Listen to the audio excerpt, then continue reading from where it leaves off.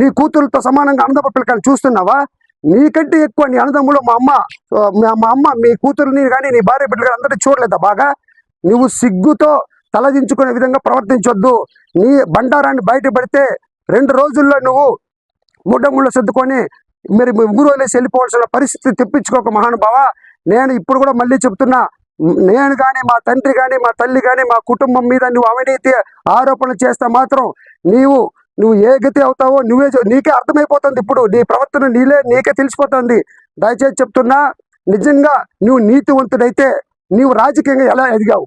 మేమందరూ సాయం చేయలేదా? సత్యవేడిలో 3 సార్లు వేసినప్పుడు మేము చందాలు వేసుకుని లక్షల రూపాయలు నీకు కట్టబెట్టలేదా? ఎక్కడి నుంచి ఆ డబ్బులు? మా రెక్కల కష్టం నీకు ఇలేదా? ఈ రోజు ఏందో నువ్వు రాజకీయం నువ్వేదో నేరుగా పైన నుంచి కింద దిగినట్టు మాట్లాడుతున్నావు. చంద్రబాబు నాయుడు ఎన్నుపోటుదాడు నీకంటే వెన్నుపోటుదాడు ఎవడయ్యా?